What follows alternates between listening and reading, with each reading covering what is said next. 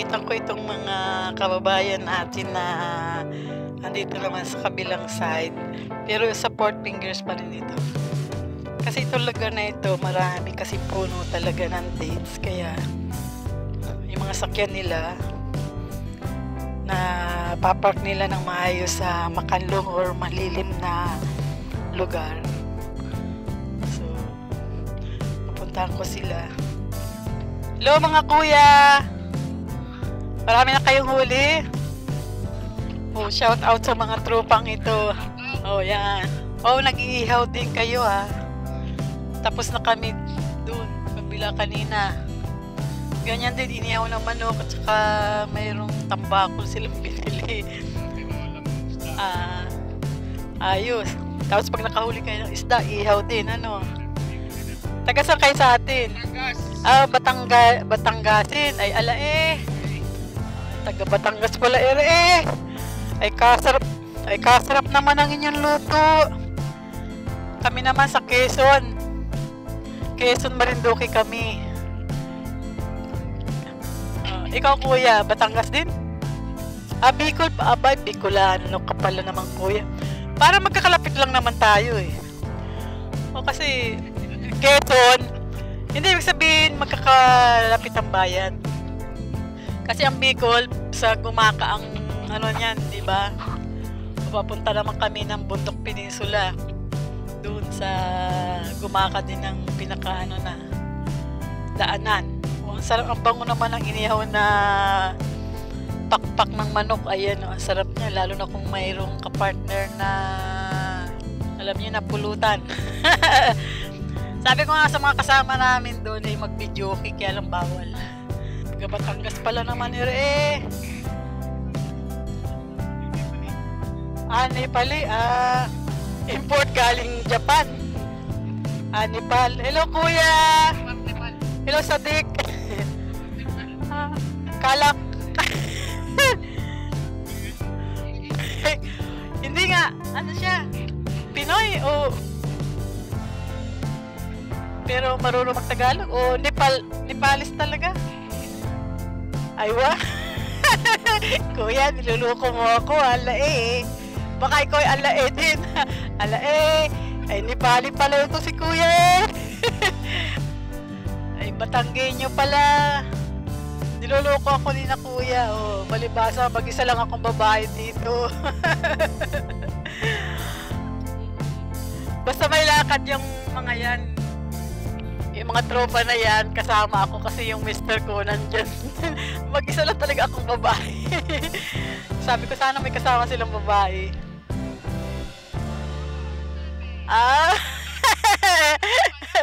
Pag-asama ka pala naman kuya, Bisaya ka pala eh. Hindi ka pala ala eh. Ito lang masaya kapag nagkakakita-kita ang mga kababayan. Pero in fairness kuya, para siyang ano, parang Nepal o Chinese o Japayuki. Japan, Chinese. Atan. Pero from summer ka. From summer ka kuya. Nalo.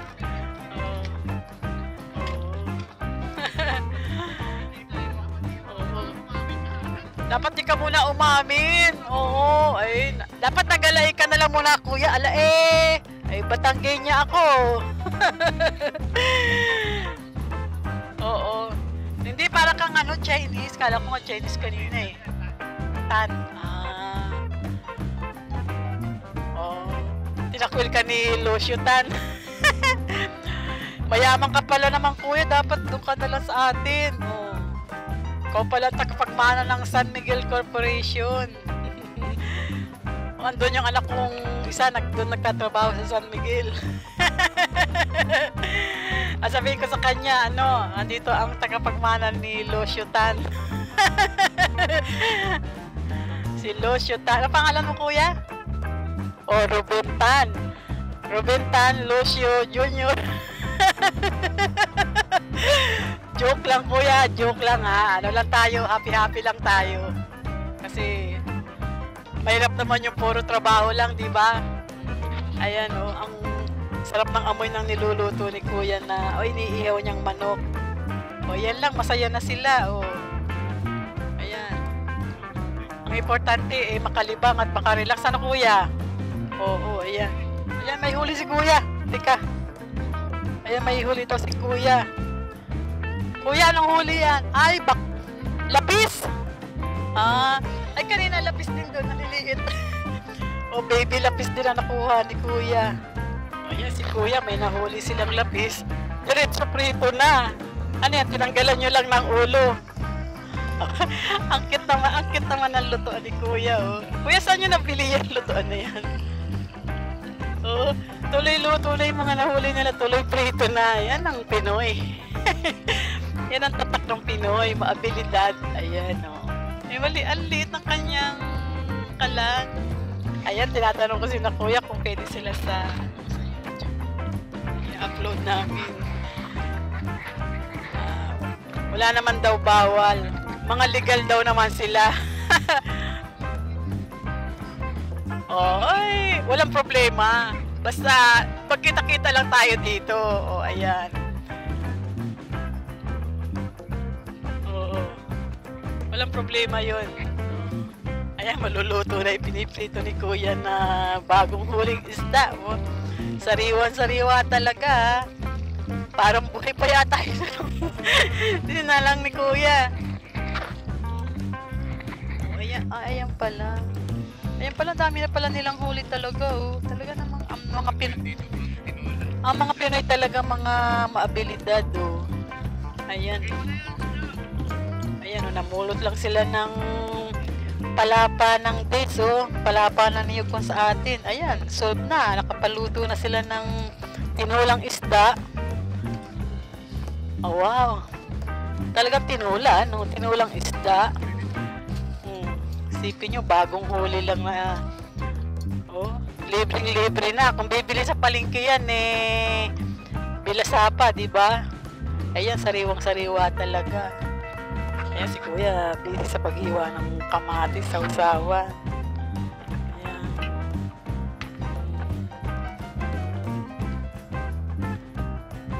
Galing lang, oh, basta may ganyang pick up na, ano, okay na, lamesa na, ano.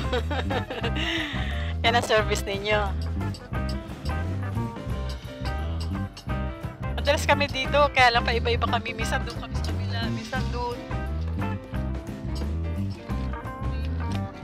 Ayan, si milyonaryong Robert. Ayan ang mayaman, no? Nagkakana ng pamingwit.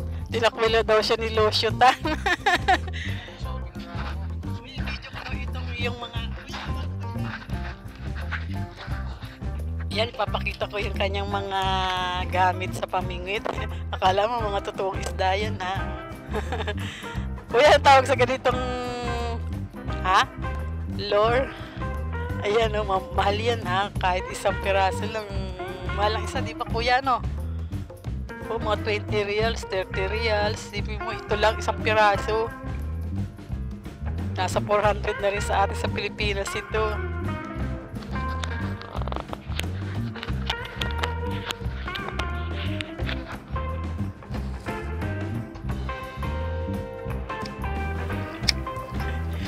Mga pain nila kunwari totoong isda pero hindi ito kasi pag nakita ito ng mga isda dyan sa tubig agad nilang lalapitan kaya nila totoong isda. Nakakatuwa naman talaga. Yan ang buhay ng mga mangingisda dito sa Saudi Arabia. Sa pain pa lang talagang gumagastos na sila. Ayan guys, lure pala ang tawag dito. Artificial na isda na pampain.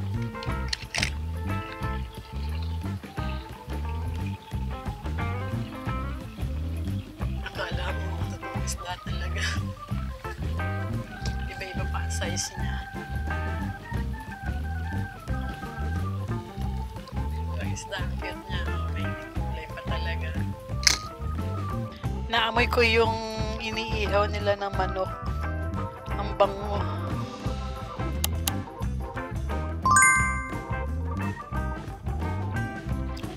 nakita ko ngayon si partner ko Rex. Binakura na niya ito. Oh. Kita nyo guys, binakura na niya ng kanyang pamingwit. Yung lugar na ito, pero may isang nakasingit. Ayun, yung nakapula.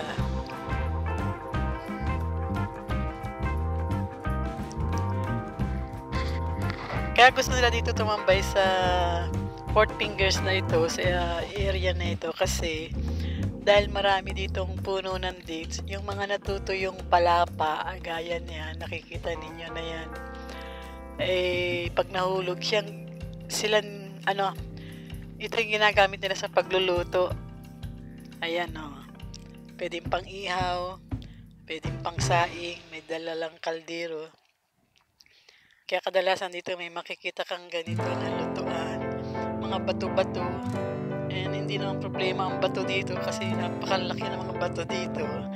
Ayan, taga ka lang magbuhat-buhat niyan para gawin mong pinakakalan or tungko. Tawag namin dito tungko or kalan. Ayan, talagang kahit saan ang mga Pinoy madiskarte.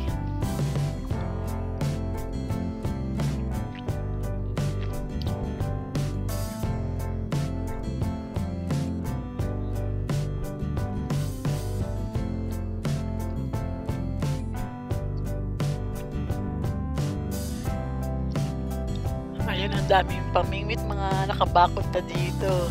Isa, 2, 3, 4, 5. Meron pa sa baba, 6, 7, 8, 9.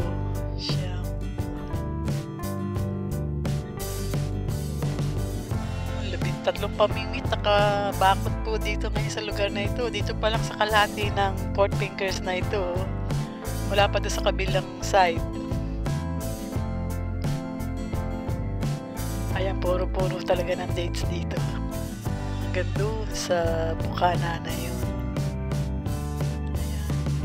Kaya kahit dito, maraming dumating, maraming pa rin spot silang pagtatambayan. Kasi malapit po ito sa boundary ng Bahrain at ng Saudi Arabia, kaya sabi nila dito daw dumadaan ang mga isda. Ito yung pinakailog nila ng pinakailog ng mga isda, kaya dito mas gusto nila dito mamingwit. Kasi lahat ng isda dadaan daw dito. Ganun pala yun.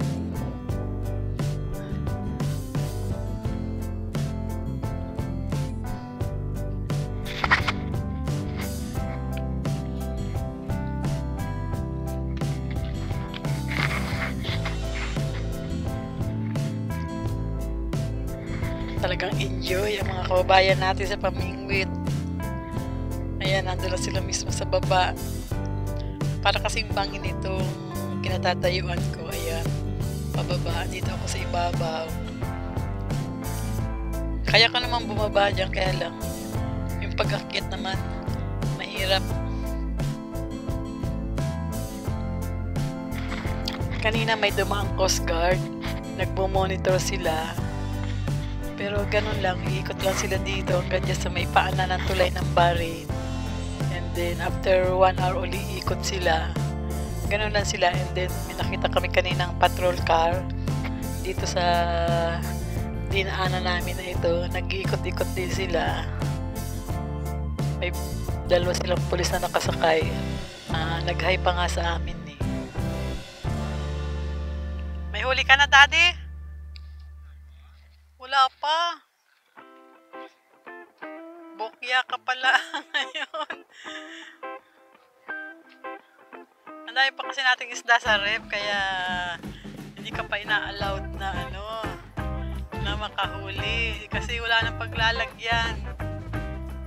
Ayan, kumakain na itong isang grupo na nakilala ko. Umuusok pa rin. Nakakain na kayo. Kumakain na sila ngayon, guys. Oh. Ayan, si Kuya kumakain ng alimasag. Asa na si anak ni Losyotan? Natutuwa ako sa'yo, Kuya. Busog na ang tagapagmana. Ayan, may sounds pa sila. Alimasag din. Ang dami ding alimasag kanina dun. Yan ang aming kalaban, alimasag. Yan, sarap ng kainin na kuya. Oh. Ganyan lang ang buhay ng mga nandito sa Saudi Arabia. Hindi man kasama ang pamilya nila, pero sila magkasama sila sa mula sa trabaho hanggang dito sa tabing dagat. Ayan, para lang makapag-enjoy, makapag-relax. Ayan, din kinabukasan may pasok naman sila ulit. Ayan sila, mga busog na. Oh, may nahuli si kuya. May baby lapis. Pwede pang iihaw yung kuya. Ayan. Ayan oh. Buhay pa si lapis, iniihaw na ni kuya. Sarap talaga pagka nandito sa tabing dagat. Pagkahuli ng isda, ihaw agad, diretso agad sa ihawan. Wala nang alis-alis ng hasang or ng bituka man, diretso na sa apoy. Ayan, sarap talaga pala pag ang buhay mo ay nasa tabing dagat or nasa bukid.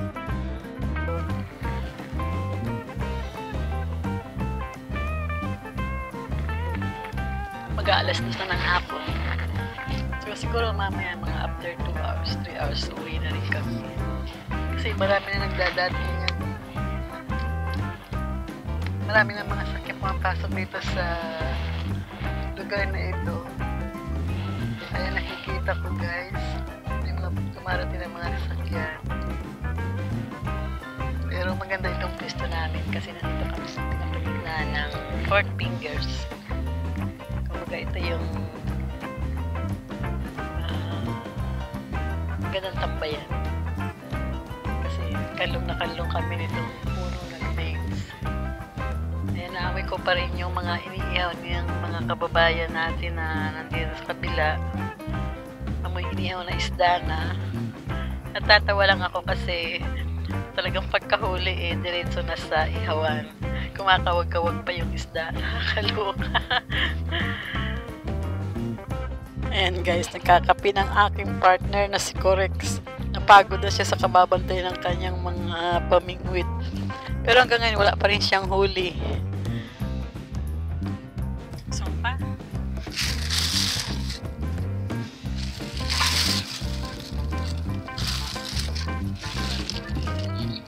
Apat. Garaso. Sarap pala yun. Inapadala na nga sa akin ni Arnold yun. Meron pa nga yung donut at saka yung cake. Eh, parang ang tamis naman yung cake na yun. Bigyan din daw ng mga nag-ano to kanina. Naabutan daw nila, paalis na eh.